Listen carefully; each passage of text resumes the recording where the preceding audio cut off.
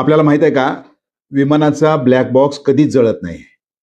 त्याच्यानुसार जे विमान आहे, तर विमानाचं सर्व काही जी माहिती ठेवण्याकरता एक ब्लॅक बॉक्स नावाचं एक उपकरण असतं. नाव जरी ब्लॅक बॉक्स असलं तरी तो नारंगी रंगाचा असतो आणि तो विमानाच्या शेपटीकडल्या बाजूला असतो. त्यामुळे ते आतापर्यंत तरी कधी कुठल्याच विमानाचा ब्लॅक बॉक्स जळाला नाही किंवा नष्ट सुद्धा होत नाहीये. एकतर तो अतिशय म्हणजे सेफ्टीकडे असल्यामुळे जळण्याचा विषय राहत नाही आणि दुसरी गोष्ट तो 1100 अंश सेल्सिअसला सुद्धा त्याला काहीच होत नाही. 1100 पाणी 100ला उकळते 1100 अंश सेल्सिअस.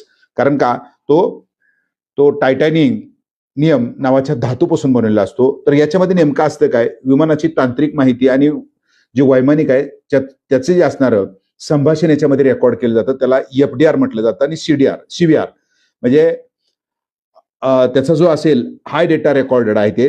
आणि दुसरं जे असेल तर कॉकपिट व्हॉइस रेकॉर्डर म्हणजे दोघांचं संभाषण शेवटच्याला काय चाललं होतं हे त्याच्यामध्ये सांगितलेलं असतं.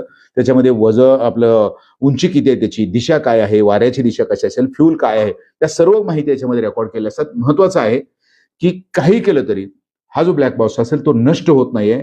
त्यामुळं ब्लॅक बॉक्स जळाला हा अतिशय खोटा दावा आहे किंवा असतो.